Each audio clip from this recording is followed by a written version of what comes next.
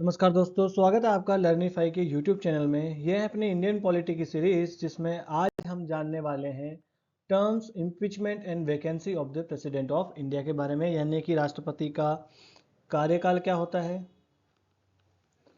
और हम देखें उसका महाभियोग किस प्रकार से अपनाया जा सकता है और उसका पद रिक्ति जो है क्या पद रिक्ति किस किस प्रकार से हो सकती है, कितने प्रकार की हो सकती है, इनसे संबंधित क्या प्रावधान है, इनके बारे में हम आज के लेक्चर में जानकारी हासिल करने वाले हैं। आप कहोगे सर इंग्लिश की ही स्लाइड्स हैं, हिंदी वाली स्लाइड्स कहाँ हैं? तो सबके लास्ट में मैंने हिंदी वाली स्लाइड्स आपको लिए डाल दिए। समझाऊंगा मैं यहाँ भी आपको हिंदी में ही, क्योंकि डबल डबल स्लाइड्स एक ही जो है लिखना हिंदी और इंग्लिश एक ही स्लाइड में तो थोड़ा सा ठीक नहीं होता, अव्यवस्थित लगता है। ठीक है, मैं समझाऊंगा आपको हिंदी में, यहाँ कोई ऐसा वर्ड आपको नहीं होगा जो हिंदी में मैं आपको नहीं बताऊंगा। ठीक, तो और इससे पहले हम राष्ट्रपति के से संबंधित प्रावधानों के बारे में, उनके पद के बारे में, उनकी योग्यताएं क्या होती है, चुनाव किस प्रकार से होता है, इसके बारे में ऑलरेडी हम पिछले लेक्चर में जानकारी हासिल कर चुके हैं। अगर आपने वो लेक्चर नहीं देखा तो आप जाइए और पहले वो लेक्चर देखिए, ताकि आप एक कंटिन्यूटी जो है वो आप फील कर पाओगे। ठीक है, आ जाते हैं प्रेसिडेंट के टर्म पे कि कितने दिन तक का इनका कार्यकाल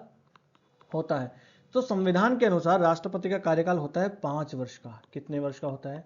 5 वर्ष का होता है। हालांकि अगर देखें तो राष्ट्रपति जब तक कि नया राष्ट्रपति न आ जाएगा तब तक भी अपने पद पर ये बने रहेंगे। मान लीजिए 5 वर्ष हो गए मगर अभी तक नए राष्ट्रपति का चुनाव नहीं हुआ, तो फिर भी ये उस पद पर बने रहेंगे। ठीक है, फिर राष्ट्रपति जो है वो रिजाइन कर सकते हैं, और अपना रिजाइन किसको देंगे? ये अपना इस्तीफा जो है वो किसको देंगे? उपराष्ट्रपति को देंगे, वाइस प्रेसिडेंट को देंगे। किसको देंगे?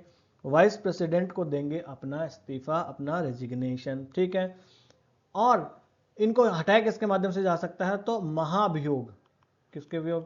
किसकी सहायता से? महाभियोग, जिसे इम्पीचमेंट मोशन कहा जाता है, उसके थ्रू इनको अपने पद से हटाया जा सकता है 5 साल पूरा करने से पहले भी, अगर ये संविधान के प्रावधानों का उल्लंघन करते हैं, अगर ये वायलेट करते हैं प्रोविजंस ऑफ द कॉन्स्टिट्यूशन। ठीक है, अब आ जाते हैं एक्सटेंशन के ऊपर कि इनके जो है वो एक्सटेंड कब तक एक्सटेंड किया जा सकता है, इनका कार्यकाल, इनका टर्म। ठीक है, तो 5 साल तक ये बने रहते हैं नॉर्मली, और 5 साल से आगे भी ये बने रह सकते हैं जब तक कि कोई नया राष्ट्रपति जो है इनका सक्सेसर आके गद्दी नहीं संभाल लेता हो, तब तक ये अपने पद पर बने रहेंगे। ठीक है, भले ही 5 साल पूरे हो गए हों। फिर आ जाता है री इलेक्शन, पुनः निर्वाचन के बारे में। किसके बारे में? पुनः निर्वाचन के बारे में। तो क्या एक बार राष्ट्रपति बन चुका व्यक्ति दोबारा राष्ट्रपति चुनाव लड़ सकता है, या कितनी बार लड़ सकता है? जैसे हम देखें यूएसए में, तो यूएसए में एक बार कोई राष्ट्रपति है, कोई राष्ट्रपति, तो वो 2 बार पूरे कार्यकाल जीवन में सिर्फ और सिर्फ 2 बार जो है वो राष्ट्रपति रह सकता है। मगर भारत के मामले में ऐसा बिल्कुल भी नहीं है। भारत में एक व्यक्ति कितनी भी बार राष्ट्रपति बन सकता है। समझ में आई आपको बात? एक व्यक्ति कितनी भी बार राष्ट्रपति यहां पर बन सकता है। मगर अमेरिका में कितना है? सिर्फ 2 टर्म के लिए बन सकता है। जैसे हमने देखा होगा ओबामा 2 टर्म के लिए, है ना, तो सिर्फ 2 टर्म के लिए ही है। अब जैसे कि डोनाल्ड ट्रंप है, तो डोनाल्ड ट्रंप साहब एक बार तो पहले बन चुके हैं राष्ट्रपति, अब एक बार अब बन गए, तो अब इसके बाद में वो चुनाव नहीं लड़ पाएंगे। ठीक है, मगर भारत में जो है वो कितनी भी बार, असंख्य बार वो अपने जीवन पर्यंत राष्ट्रपति बने रह सकते हैं। ठीक है, अब देखें इम्पीचमेंट ऑफ द प्रेसिडेंट। हम बात करें महाभियोग की। किसकी? महाभियोग की बात करें कि राष्ट्रपति के ऊपर किस प्रकार से महाभियोग जो है वो लाया जा सकता है। तो राष्ट्रपति जो है उनको हटाया जा सकता है, महाभियोग लाया जा सकता है, उससे रिलेटेड केवल और केवल एक आधार बताया गया है। कितना आधार बताया गया है? सिर्फ और सिर्फ संविधान में एक आधार बताया गया है, वो है वायलेशन ऑफ द कॉन्स्टिट्यूशन, यानी संविधान का उल्लंघन। क्या? संविधान का उल्लंघन करने पर ही उनको अपने पद से हटाया जा सकता है या महाभियोग लाया जा सकता है। और संविधान का उल्लंघन का मतलब क्या है, इसका अर्थ क्या है, ये संविधान में कहीं भी डिफाइंड नहीं है। ऐसा स्टेटमेंट यूपीएससी बनाती है कि संविधान का उल्लंघन शब्द की परिभाषा संविधान में परिभाषित की गई है, तो ऐसा कहीं भी नहीं है। सिर्फ इतना बताया गया है कि संविधान का उल्लंघन करने पर इनको हटाया जा सकता है। ठीक है साहब, हम समझ गए सर, महाभियोग के बारे में समझ गए। अब महाराज हमें सर ये बता दो कि ये महाभियोग जो लागू होगा, जो लाया जाएगा, इसकी प्रक्रिया क्या होगी? क्या इसकी प्रक्रिया क्या होगी? तो देखो, 2 सदन है अपने यहाँ संसद में, ये संसद है, संसद में 2 सदन है, लोकसभा और राज्यसभा, 2 सदन है। अब किस सदन में महाभियोग प्रस्ताव लाया जा सकता है, तो आप लोकसभा में भी लाया हो या राज्यसभा में भी ले आओ, तो किसी में भी इसका जो है प्रस्ताव लाया जा सकता है। तो हम देखें हिंदी में पुनः स्थापित करना, इंट्रोड्यूस करना, तो कहीं पे भी इंट्रोड्यूस किया जा सकता है, लोकसभा या राज्यसभा में, दोनों में से कहीं पे भी इंट्रोड्यूस किया जा सकता है। परंतु देखो 14 दिन का देना होगा नोटिस, 14 दिन का नोटिस देना होगा राष्ट्रपति को ये महाभियोग प्रस्ताव लाने से पहले कि हम आपके ऊपर ये लेके आएंगे। फिर जिस भी सदन में लाने होंगे उस सदन के 1/4 सदस्य जो है वो इस प्रस्ताव पर हस्ताक्षर उनके होने चाहिए, कि 1/4 सदस्य जो है 1/4 सदस्य वो हामी भरने चाहिए कि हाँ हम इसके पक्ष में हैं, ये वाली बात होगी। तो 14 दिन का नोटिस दो। राज्यसभा के दोनों सदनों संसद के दोनों सदनों के किसी भी सदन में ये लाया जा सकता है। 1/4 सदस्य 1/4 मेंबर्स अगर राजी हो जाए उस सदन के जो ला रहा है ना, तो ये प्रस्ताव लाया जा सकता है। फिर इसके ऊपर वोटिंग होगी, क्या होगी, वोटिंग होगी, और वोटिंग अगर 2/3 बहुमत से पारित हो जाए, जैसे कि मान लीजिए किसी राष्ट्रपति के ऊपर प्रस्ताव लाया जाए लोकसभा में, किसमें, लोकसभा में लाया जाए, है ना, लोकसभा के 1/4 मेंबर, मान कीजिएगा 1/4 सदस्य जो है वो ले आए, 14 दिन का नोटिस भी दे दिया और 1/4 सदस्यों के हस्ताक्षर भी हो गए। अब सदन जो है इसमें अब वोटिंग होनी है, इसके ऊपर चर्चा हुई, वोटिंग हुई और वोटिंग 2/3 बहुमत से पारित होगी। ठीक है साहब, वोटिंग 2/3 बहुमत से पारित यहां पर हो गई। अब ये क्या करेगा, ये दूसरे सदन में जाएगा, किसमें जाएगा, दूसरे सदन, लोकसभा से पारित हुआ था तो अब किसमें जाएगा, राज्यसभा में गया, किसमें गया, राज्यसभा में। अब राज्यसभा क्या करेगी, इसकी जांच करेगी। राज्यसभा क्या करेगी, द्वितीय सदन जो दूसरा, मान लीजिए कि राज्यसभा भेजिए लोकसभा के पास, तो लोकसभा जांच करेगी, राज्यसभा इसकी जांच करेगी। राज्यसभा ने जांच कर ली और राज्यसभा ने पाया कि महाराज जो है ये तो इसमें दोषी पाए गए हैं, और राज्यसभा भी 2/3 बहुमत से पारित कर दे। जब राज्यसभा ने 2/3 बहुमत से पारित कर दिया, उसी दिन से राष्ट्रपति जो है अपने पद से विमुक्त हो जाएंगे, उसी दिन से हट जाएंगे। The president has the right to defend themselves.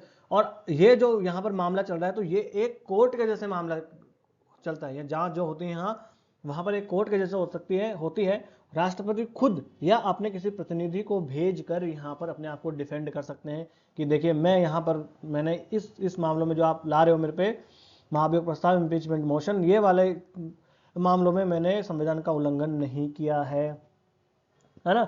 और जैसे ये यहाँ पर पारित करती है और राष्ट्रपति अपने पद से हट जाएंगे। ठीक है, the impeachment process is highly unlikely in practice and no president in India has been impeach so far. का मतलब क्या हो गया, अब तक भारत के किसी भी राष्ट्रपति के ऊपर महाभियोग प्रस्ताव पूरा नहीं किया गया है, किसी राष्ट्रपति के ऊपर लाया नहीं गया है ना, ये किसी भी राष्ट्रपति पे नहीं हुआ और ये बहुत मुश्किल है, इसलिए ये पास होना लगभग नामुमकिन के बराबर है। चलिए अब आ जाते हैं vacancy in the president office. तो राष्ट्रपति जो है उनका पद किन किन मामलों में रिक्त हो सकता है, कौन से ऐसे मामले हैं जिनमें राष्ट्रपति का जो पद है वो रिक्त हो सकता है। तो पहला तो हो गया कि भाई उनका जो है कार्यकाल ही समाप्त हो जाए, क्या हो जाए, कार्यकाल की समाप्ति, कार्यकाल ही समाप्त हो जाए अगर राष्ट्रपति का, तो पद से वो रिक्त, तो उनका पद रिक्त हो ही जाएगा, है ना। और अगर राष्ट्रपति का पद जो है वो कार्यकाल की समाप्ति के बाद हुआ है तो उनका कार्यकाल समाप्त हो उससे पहले ही चुनाव करवा लिए जाते हैं नॉर्मली। जैसे कि अभी द्रौपदी मुर्मू जी है, इनका चुनाव जब रामनाथ कोविंद जी हुआ करते थे तभी कर लिया गया था, फिर रामनाथ कोविंद जी अपनी गद्दी इनको दे देते हैं, अपना पद इनको सौंप देते हैं। ठीक है, फिर अगर हम देखें दूसरे कंडीशन में आ जाए अगर, तो रेजिग्नेशन दूसरी कंडीशन आ जाती है कि राष्ट्रपति जो है वो इस्तीफा देते, त्याग पत्र दे दें, क्या कर दें, त्याग पत्र। किसको देंगे, ये उपराष्ट्रपति को देंगे। मान लीजिए कि राष्ट्रपति हैं, हम मान लें कि द्रौपदी मुर्मू जी हैं, द्रौपदी मुर्मू जी अभी हमारी, हम देखिए समझ लेंगे, समझ लें, पढ़ाई का है यहाँ पर, किसी को वो करने का हमारा लक्ष्य नहीं है, ऐसा उद्देश्य है नहीं, इतनी छोटी सोच हमारी है भी नहीं। मान लीजिए द्रौपदी मुर्मू जी हैं, ये इनको लगे कि अब मैं राष्ट्रपति का पद जो है वो धारण नहीं करना चाहती, मेरी सिचुएशन ऐसी है कि मैं नहीं कर सकती, मान लीजिए बीमार रहने लगे, कुछ भी ऐसा हो जाए, ऐसा ना हो भगवान करे, पर कुछ भी एक रीजन मान लीजिए, हम तो सिर्फ समझने के लिए कर रहे हैं। द्रौपदी मुर्मू जी कहते हैं कि मैं अब जो है राष्ट्रपति नहीं रहना चाहती, तो ये रेजिग्नेशन दे दे, रिजाइन कर दे, त्यागपत्र दे दे, तो किसको सौंपेंगी? उपराष्ट्रपति को। किसको? जगदीप धनखड़ जी जो हैं उनको अपना इस्तीफा ये सौंप देगी। और ऐसी सिचुएशन होती है तो अब राष्ट्रपति का काम कौन करेगा? क्योंकि राष्ट्रपति जो है वो देश के सर्वोच्च देश का सर्वोच्च पद है, और राष्ट्रपति का पद कभी खाली रह नहीं सकता, क्योंकि जो भी काम होगा वो राष्ट्रपति की एड एंड एडवाइस पे ही होता है, राष्ट्रपति जो कहेंगे वही तो काम होता है, तो ये पद तो खाली नहीं रह सकता। तो अब जब ये रिजाइन कर देते हैं तो इनका पद जो है वो कौन संभालेगा? उपराष्ट्रपति इनका पद संभालेंगे। मान लीजिए उपराष्ट्रपति भी नहीं है तो कौन? CJI, chief justice of India. मान लीजिए सीजेआई भी नहीं है तो जो वरिष्ठतम न्यायाधीश है, किसका? सुप्रीम कोर्ट का जो वरिष्ठतम न्यायाधीश है वो इस पद को धारण करेगा। ठीक है। फिर एक और कारण क्या हो सकता है? इम्पीचमेंट, है ना? क्या आ जाए? महाभियोग ले आया जाए या मृत्यु हो जाए। जो राष्ट्रपति हैं या तो उनके ऊपर महाभियोग ले आया जाए या तो फिर उनकी मृत्यु हो जाए, तो भी उनका पद रिक्त हो सकता है। तो ऐसे सिचुएशन होगी तो वाइस प्रेसिडेंट जो है यानी कि उपराष्ट्रपति जो है, उपराष्ट्रपति पद को धारण करेंगे, राष्ट्रपति के जैसे काम करेंगे। कार्यवाहक इसे कहते हैं, कार्यवाहक राष्ट्रपति। तो इस प्रकार से अगर उनकी मृत्यु हो जाए या महाभियोग लगा दिया जाए तो जो उपराष्ट्रपति होते हैं वो कार्यवाहक राष्ट्रपति के रूप में कार्य करते हैं जब तक कि नया राष्ट्रपति नहीं चुन लिया जाता है। एक होता है डिस्क्वालिफिकेशन, कि राष्ट्रपति का चुनाव हुआ और राष्ट्रपति का चुनाव ही अयोग्य पाया गया, है ना? राष्ट्रपति के चुनाव में ही अयोग्यता जो है वो पाई गई कि राष्ट्रपति चुनाव ही गड़बड़ हुई, घोटाला हुआ था इसमें, और इसके चुनाव की जो है वो जांच कौन करता है? तो सुप्रीम कोर्ट करता है।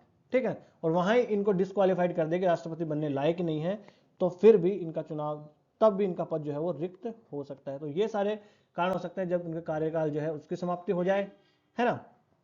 कार्यकाल की समाप्ति हो जाए, या तो फिर वो रिजाइन कर दे, त्यागपत्र दे दे, या उनको ऊपर महाभियोग लगा दिया जाए, या फिर उनको डिस्क्वालीफाई किया जाए, अयोग्य करार दे दिया जाए, तब भी वो अपने पद से जो है रिक्त, उनका पद रिक्त हो सकता है। ठीक है। यहाँ पर एग्जाम्पल दे रखा है, if the sitting president dies in office, vice president will immediately take charge as acting president. अगर राष्ट्रपति की मृत्यु हो जाती है तो प्रेसिडेंट, वाइस प्रेसिडेंट जो है वो इमीडिएटली उनका चार्ज ले लेते हैं, एक्टिंग यानी कार्यवाहक राष्ट्रपति के रूप में कार्य करते हैं। ऐसा वो 6 महीने तक कर सकते हैं। कितने महीने तक? 6 महीने तक ही कर सकते हैं। उन 6 महीने के भीतर भीतर नया राष्ट्रपति का चुनाव होना चाहिए और नया राष्ट्रपति वहां पर आना चाहिए। अब जो नया राष्ट्रपति आएगा वो पूरे 5 वर्ष तक रहेगा, ना कि 6 महीने माइनस करके रहेगा, है ना? 4.5 साल तक नहीं रहेगा, बल्कि वो जिस डेट से चुना जाएगा उस डेट से 5 वर्ष तक अपने पद पर फिर भी रहेगा। ठीक है साहब, ये हमने सब चीजें देख ली। आगे जाते हैं। अब आता है एक एक्टिंग प्रेसिडेंट, जिसे कहते हैं कार्यवाहक राष्ट्रपति। क्या कहते हैं? कार्यवाहक राष्ट्रपति। कार्यवाहक राष्ट्रपति क्या होता है? जब राष्ट्रपति का पद जो है वो रिक्त हो जाता है, चाहे वो त्यागपत्र की वजह से हो, चाहे उनकी मृत्यु की वजह से हो, तो उपराष्ट्रपति जो है वो उस पद को धारण करते हैं कार्यवाहक राष्ट्रपति के रूप में। किसके रूप में? कार्यवाहक राष्ट्रपति के रूप में उपराष्ट्रपति उस पद को धारण करते हैं। और अगर उपराष्ट्रपति ना हो तो कौन धारण करेगा? CJI, chief justice of India. और चीफ जस्टिस ऑफ इंडिया अगर ना हो तो कौन? जो वरिष्ठतम न्यायाधीश है, सीनियर मोस्ट जो जज है सुप्रीम कोर्ट का, वो फिर धारण करता है इसको। अगर सुप्रीम कोर्ट का वरिष्ठतम जज भी ना हो तो कौन करेगा? ऐसा आगे फिर लिखा ही नहीं है संविधान में। ठीक है। तो तब जो है वो कार्यवाहक राष्ट्रपति के रूप में वो कार्य करता है। तो क्या यहां पर वही शक्तियां और पावर और जो एनरोलमेंट्स, वेतन भत्ते मिलते हैं राष्ट्रपति को, वही मिलेंगे इन कार्यवाहक राष्ट्रपति को? तो हाँ, अगर उपराष्ट्रपति भी राष्ट्रपति के रूप में काम कर रहे हैं, भले वो कार्यवाहक राष्ट्रपति के रूप में कार्य कर रहे हैं, तो वो सारी शक्तियां, वेतन भत्ते, इम्यूनिटीज, जो उन्मुक्तियां मिलती है उपराष्ट्रपति को, वो सारी के सारी उपराष्ट्रपति को भी वैसे की वैसे ही मिलने वाली हैं। समझ में आ गया आपको बात? अब क्या इतिहास में भारत में किसी उपराष्ट्रपति ने राष्ट्रपति, कार्यवाहक राष्ट्रपति के रूप में कार्य किया है? तो हाँ, बिल्कुल। क्या है? वीवी गिरी जो हुआ करते थे, वराहगिरी वेंकटगिरी, ये इनका पूरा नाम हुआ करता था। तो वीवी गिरी जो थे वो एक्टिंग प्रेसिडेंट बने थे, है ना? तो गिरी जो है वो दोनों ऑफिस से बाद में ये उपराष्ट्रपति होते हैं। तो उपराष्ट्रपति होने के बाद में ये राष्ट्रपति जो है उनका पद धारण करते हैं, और फिर ये क्या करते हैं कि दोनों पदों से इस्तीफा दे देते हैं, राष्ट्रपति और उपराष्ट्रपति दोनों पदों से, और फिर ये राष्ट्रपति के चुनाव में भाग लेते हैं और राष्ट्रपति फिर चुने जाते हैं, है ना। पीवी गिरी जो है बाद में राष्ट्रपति भी चुने जाते हैं। और जब ये इस्तीफा दे देते हैं, जब इन्होंने उपराष्ट्रपति होते हुए राष्ट्रपति कार्यवाहक के रूप में कार्य करने, और फिर इन्होंने कार्यवाहक राष्ट्रपति के रूप में भी इन्होंने इस्तीफा दे दिया और कह रहे हैं कि मतलब राष्ट्रपति का चुनाव लड़ूंगा, अब सीधा कार्यवाहक राष्ट्रपति नहीं परमानेंट राष्ट्रपति बनूंगा, तो अब तो राष्ट्रपति का पद खाली हो गया और उपराष्ट्रपति का पद भी खाली है, तो अब कौन बैठेगा, अब बैठेगा सीजेआई। तो सीजेआई उस टाइम पे कौन हुआ करते थे, एम हिदायतुल्लाह, मोहम्मद हिदायतुल्लाह जो हुआ करते थे उस टाइम पे सीजेआई हुआ करते थे, और इन्होंने बाद में ये पद जो है ग्रहण किया था भारत के राष्ट्रपति का, कार्यवाहक राष्ट्रपति के रूप में। बाद में जो एम हिदायतुल्लाह जो थे बाद में भारत के उपराष्ट्रपति भी बनते हैं, ठीक है। ये सब चीजें हमने आज के लेक्चर में देख ली। ये इन सब का जो है वो हिंदी अनुवाद में आपको यहाँ पर मैंने प्रोवाइड करवा दिया है, पूरा का पूरा हिंदी है। कोई भी ऐसा, वैसे तो मैंने कोई ऐसा वर्ड रखा ही नहीं है जो आपको हिंदी में मैंने नहीं बताया हो, फिर भी कोई ऐसा वर्ड जो मेरे से हिंदी में बताना वहाँ छूट गया हो तो वो आप यहाँ पर देख सकते हैं, है ना। ये पूरा मैंने आपको यहाँ पर हिंदी अनुवाद प्रोवाइड करवा दिया है। वैसे तो मैंने समझाया तो आपको पूरा का पूरा वहाँ भी हिंदी में ही है, ठीक है। तो बस आज का लेक्चर कर लेते हैं यही समाप्त। और इस लेक्चर की अगर आपको पीडीएफ चाहिए तो आप जाइए लर्निफाई अनलॉकिंग नॉलेज के नाम से टेलीग्राम पे अपना चैनल है, यहाँ से आप स्कैन कर सकते हैं और डिस्क्रिप्शन बॉक्स में लिंक भी दिया होगा। वीडियो अगर आपको अच्छा लगा हो तो लाइक कर दीजिए और चैनल को सब्सक्राइब कर लीजिए, और भी आपको कोई मित्र दोस्त भाई सबका बंधु बांधव है तो आप अवश्य चैनल को रिकमेंड करें, शेयर करें ज़्यादा से ज़्यादा लोगों को, ताकि ज़्यादा से ज़्यादा लोगों को फ़ायदा हो सके। यहाँ पर सब कुछ फ्री है, ना कोई पैसा लिया जा रहा है, अच्छे से मैं समझा रहा हूँ। आपको कोई डाउट है, कोई ऐसा मान लीजिए किसी कोचिंग में भी पढ़ते हैं, आपको डाउट है, आपको क्लास में पढ़ने में भी पूछने में भी शर्म आ रही है, वैसे तो नहीं आनी चाहिए, तो आप जो है बेझिझक मुझसे सवाल पूछ सकते हैं किसी भी रिलेटेड। कोई भी आपका डाउट हो, सिली से सिली डाउट आपको लगता हो कि पता नहीं ये पूछें कि नहीं पूछें, कोई प्लान बी से रिलेटेड डाउट हो कि सर पढ़ने में मन नहीं लग रहा है, ऐसा हो रहा है वैसा हो रहा है, कोई भी आप समस्या हो तो आप अवश्य जो है हमसे सलाह ले सकते हैं, हमें कमेंट्स बॉक्स में लिख सकते हैं। और आपको कोई सलाह देनी हो या कोई सलाह लेनी हो तो आप अवश्य हमें कमेंट बॉक्स में लिखें, और बड़े ही लोकतांत्रिक ढंग से हम अपने इस छोटे से परिवार को आगे बढ़ाएंगे। नमस्ते, धन्यवाद।